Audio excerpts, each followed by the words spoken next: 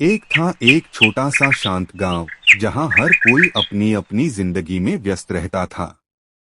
उसी गांव में रहता था एक गरीब किसान जिसका नाम था रमेश। रमेश बहुत ही ईमानदार और मेहनती इंसान था। वह सुबह सूरज निकलने से पहले ही खेतों में काम करने चला जाता और शाम ढलने तक मेहनत करता रहता। लेकिन इतनी मेहनत करने के बावजूद उसकी किस्मत उसका साथ नहीं देती थी। उसकी कमाई इतनी कम थी कि वह अपने परिवार को ठीक से खाना भी नहीं खिला पाता था। उसका एक छोटा सा कच्चा घर था, जिसमें उसकी पत्नी और एक छोटा बेटा रहते थे। वे लोग बहुत ही मुश्किल से अपनी जिंदगी गुजार रहे थे।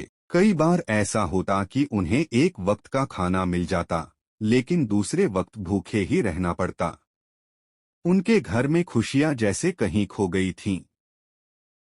एक दिन सुबह जब रमेश खेत जाने के लिए तैयार हो रहा था, उसकी पत्नी ने उदास होकर कहा, सुनो, आज घर में खाने के लिए कुछ भी नहीं है। हमें आज कुछ करना ही होगा। रमेश ने गहरी सांस ली और कहा, मैं कोशिश करूंगा, लेकिन मुझे समझ नहीं आ रहा कि क्या करूं। यह कहकर वह उदास मन से घर से निकल पड़ा। रास्ते में चलते चलते वह सोच रहा था कि आज अपने परिवार के लिए खाना कैसे लाएगा।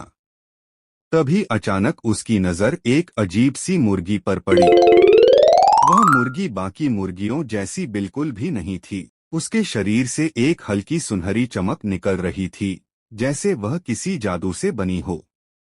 रमेश हैरान रह गया। उसने ऐसी मुर्गी पहले कभी नहीं देखी थी। उसने धीरे धीरे उस मुर्गी के पास जाकर उसे पकड़ लिया और अपने घर ले आया। घर पहुंचकर उसकी पत्नी ने पूछा, इस मुर्गी का क्या करेंगे? रमेश ने कहा, पता नहीं, लेकिन ये कुछ अलग लग रही है। इसे अभी मत मारो। रात बीत गई। अगली सुबह जब रमेश की आंख खुली तो उसने देखा कि मुर्गी के नीचे कुछ रखा हुआ है।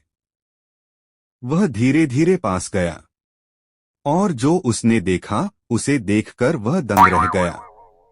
वहां एक अंडा रखा था, लेकिन वह कोई साधारण अंडा नहीं था।